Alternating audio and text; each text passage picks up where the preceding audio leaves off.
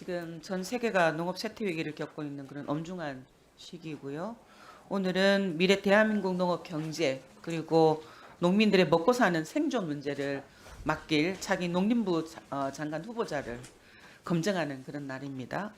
그런데 지금 농림부 인사청문회 준비 과정을 그동안 쭉 보니까 이대로면 청문회를 통해서 후보자의 업무 수행 능력과 또 자질을 검증하기는커녕 하나만한 얘기만 주고받는 그런 맹탕 청문회가 될 것 같아서 매우 우려가 되는 그런 참담한 심정을 우선 좀 밝히고 싶고요. 송미령 후보자 부동산 재산, 또 후보자의 자산 증식 배경, 자녀의 강남 8학군 진입 과정 등 인사청문회 요청한 기초자료만 봐도 의문이 드는 사안이 한두 가지가 아니었습니다. 사실관계 등 기초적인 부분조차 제대로 소명되지 않은 부분이 많았습니다. 후보자와 인사청문회 준비단은 인사청문회 준비 과정에서 청문위원들이 제기하는 문제와 또 지적과 관련된 자료 요청에 성실히 응해야 하고요. 또 사실관계를 확인해서 불필요한 의혹이 생기지 않도록 하는 것이 중요하잖아요. 그건 의무이기도 하고요. 그런데 준비 과정에서 1차, 2차 검증 과정을 통해서 인사청문회에서 최종적으로 제대로 된 검증이 이루어지도록 그런 지원을 해서 불필요한 의혹만 제기되지 않고 생산적인 청문회가 이루어질 수 있도록 지원을 해야 된다. 그리고 최종적으로 농민과 국민에게 이익으로 돌아갈 수 있도록 후보자 지위에 맞는 역할을 수행해야 할 법적인 책무가 있다라고 이야기를 하고 싶습니다.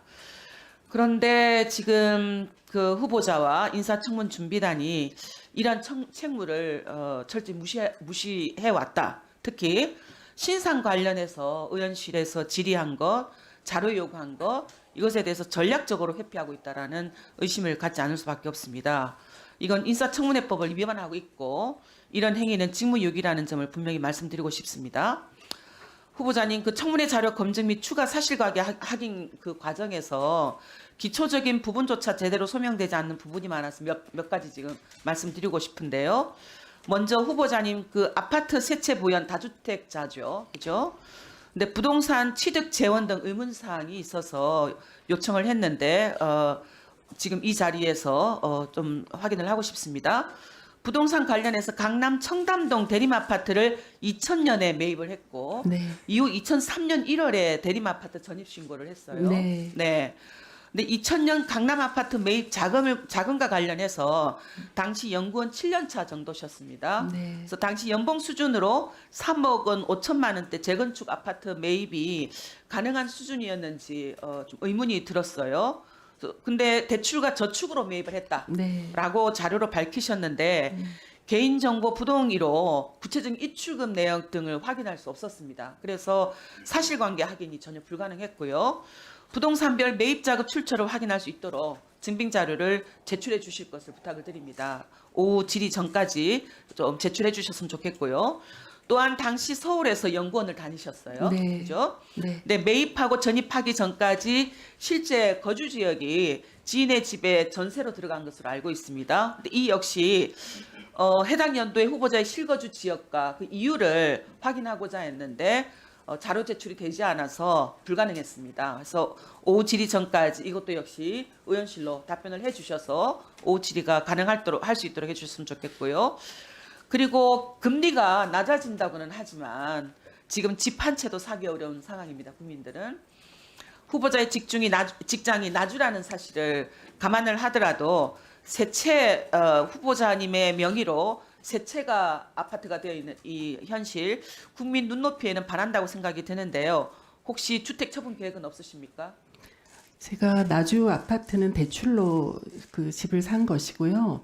그 최근에 저희 2023년 3월에 저희 모친이 돌아가셨습니다. 그래서 그 제기동에 있는 아파트는 상속으로 발생이 되었습니다. 그러니까 지금 네 제가 네. 혹시 처분 계획이 네. 없느냐라고 밝혔는데 네. 지금 설명을 하셔서 네. 다음으로 넘어가겠습니다. 그 후보자 자녀에게 네. 아까 우리 몇 의원님이 질의를 하셨습니다. 무상증여 5천만 원 네. 현금 관련한 내용인데요. 올 5월 2일에 아드님에게 K뱅크 계좌로 5천만 원을 증여하셨는데 네. 신고는 7월 30일에 하셨어요. 네. 그죠? 네. 근데 법무부로부터 장관 후보자 인사검증을 위한 개인정보 제공 동의서 받으신 날짜가 언제십니까? 저희가 추측하기로는 12월. 아마 최초 개인정보 동의서 수령받은 시기 혹은 또 인사검증 과정에서 급하게 재산을 증여한 것으로 판단하는데 아닌가요? 아닙니다. 네. 10년 동안 아들을 위해서 저축한 자금이다라고 답변을 하셨어요. 근데 정확히 언제부터 얼마를 저축한 건지 전혀 확인이 안 되고 있었습니다. 이것도 역시 이제야 증여한 배경과 무슨 명목으로 증여한 건지 답변을 해주셨으면 좋겠고요. 좀 이따가 네. 마지막으로 후보자로서의 기초적인 행정 처리 자질을 좀 말씀드리고 싶은데요. 먼저 연말정산 가다 인적 공제 사실 있었죠. 그죠?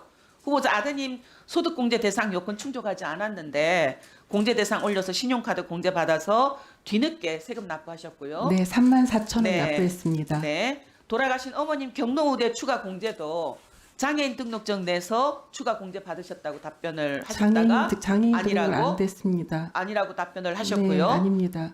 이 또한 증빙 자료가 없어서 어머님 소득 여부 또 장애인 여부 등 이 자리에서 정확히 답변을 해주셨으면 네. 좋겠고 그리고 이번에 그 최초 재산 신고하실 때 나주 아파트 내시 근저당 설정된 네. 1억 9천만 원 대출이 네. 채무 사실 신고 잘 된 거 맞나요? 그거는 갚아서요. 대출을 갚고 있어서 남은 것이 5천만 원 정도가 남아 있습니다, 의원님. 네. 그래서 네. 이것도 사실은 그 신고가 해당 되어 여부에 있습니다. 대해서는 네. 사실이 아예 확인이 안 되고 있어서 아, 그거를 대환을 했습니다. 이자율을 좀 낮추느라고요. 올해 대환을 한 것입니다. 네. 자료를 통해서 자료를 네. 제출해 주셨으면 좋겠습니다. 네, 이상 답변해 주시기 바랍니다. 네. 아까 네. 질문하신 거 안 적으셨나요? 몇 가지 네, 지금 적었습니다. 질문, 예, 일단 답변하시죠. 예, 그 서울의 아파트 같은 경우에 3억 4,800만 원에 저희가 2000년에 그때 분양한 아파트를 했는데요. 그때 부산집이 있었습니다. 부산집에서 대출을 1억 1천만 원을 받았고요. 그다음에 저희 친정집과 네, 네. 전까지 주시면 알겠습니다. 그렇게 하겠습니다. 구독과 좋아요 눌러주세요. 후보자님, 그 농림부 장관 후보자로 지명된 이후에 꾸준히 지적되었던 부분이 후보자께서 장관직을 수행할 만한 역량을 갖췄는지 장관으로서의 자질 문제로 알고 있습니다.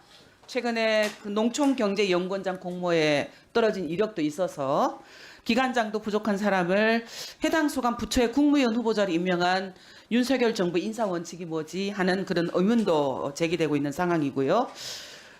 농림축산식품부 장관으로 임명된 이유가 무엇이라고 생각하십니까?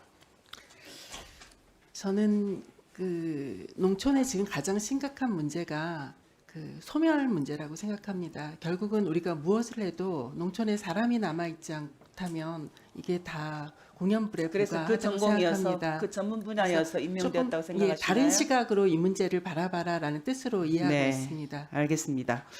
다음은 국책연구기관에서 연구원으로 그 25년 경력을 쌓은 연구자로 연구윤리의식 문제를 좀 짚고 넘어가지 않을 수가 없는데요. 서울대 박사학위 논문 자기 표절 문제 SBS 보도 보셨죠? 네, 봤습니다. 네, 핵심 문장 그대로 써서 학술 논문 3건을 발표를 했는데 출처 인용을 전혀 안 하셨어요. 그런데 후보자님은 연구윤리 지침이 제정되기 전의 일이라 출처 인용 안 했다라는 입장을 강조했고 별로 대수롭지 않게 생각하시는 것 같아서 보니까 표절률이 거의 40%까지 나온 논문도 있었는데 말입니다. 혹시 지금도 그렇게 생각하시나요? 또 문제된 그 자기 표절 학술 논문을 보면 박사학위 논문 외에 다른 학술 논문은 출처를 제대로 인용을 하고 있어서 의도적인 게 아닌가 하는 의구심도 들 수밖에 없었습니다. 이 PPT 보시면 자세하게 나오고 있죠. 이런 후보자님 입장은 사실은 개인 자질 문제를 넘어서서 국책연구기관 위상까지 떨어뜨리고 국무위원 후보자라면 해서는 안 될 부적절한 답변이다라고 생각을 합니다. 어떻게 생각하십니까?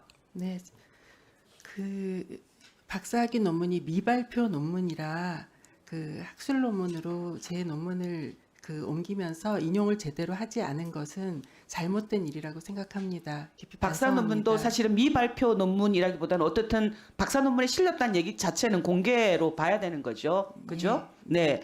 이 논문 실질적으로 이 논문에 대한 실적으로 대통령 표창 등 각종 수상까지 받으셨고, 그죠?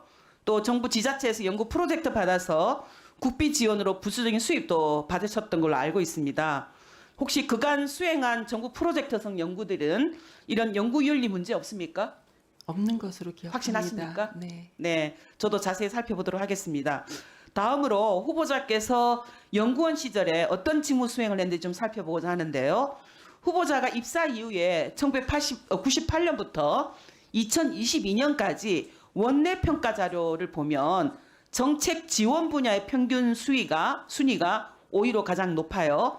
근데 학술 연구 분야는 11위로 가장 낮습니다. 그 보고 계시는 거죠? 예. 먼저 이 원내 평가는 보직 관행, 점수 분포 기준 배제했고 절대값으로 순위를 매기는 그런 평가라는 점 말씀드리고요. 입사 이후에 현재까지 평균 순위를 보면 다른 평가 항목보다 학술 과제 순위가 뒤처지고 있어요. 그러니까 후보자께서 오전에도 계속 그런 이야기가 나왔는데 그간 정책 지원 등 대외 활동에 집중하시고 기간의 고유 학술 연구 업무는 소홀히한 게 아닌가라는 지적을 할 수밖에 없습니다. 어떻습니까? 기관의 고유 업무는 연구 과제에 해당하는 것이고요. 학술은 그 학회지에 논문을 발표하는 것입니다. 그것도 포함되는 건 아닌가요? 같이? 아닙니다. 그건 연구 과제 다른가요? 예, 좀 다릅니다. 네, 다음은 후보자의 업무 평점 결과 자료인데요. 오전에 여러 의원님들이 말씀하신 그 업무 성과급 책정 기준이 되는 평가입니다. A 등급을 받은 경우에는 업무 평가 제도가 생긴 이래로 한 차례에 불과했습니다. 나머지는 B, C 등급으로 그 중간 수준에 그쳤고요. 근데 2016년 결과를 보면 근무 성적이 전년도보다 2단계나 떨어진 것으로 확인이 되는데요. 재임 당시 부서장으로 조직을 가장 많이 이끌었던 시기가 언제입니까? 부원장을 하였던 때입니다. 57명 조직 이끄셨던 농업관측연구센터장 시절 아닌가요? 아니 그렇지는 않습니다. 그렇진 부원장은 않나요? 예, 관측센터를 포함한 연구원 네. 전체의 부원장이고 관측센터는 한 조직입니다. 부설 근데 조직. 이 시기에 보면 보셨겠지만 그 평점 등급도 하락을 했고 실제로 농업관측 그 센터장 직무 수행도 미흡했다라는 현장에서의 의견도 있는 것으로 알고 있습니다. 왜 이런 얘기가 나온다고 보십니까?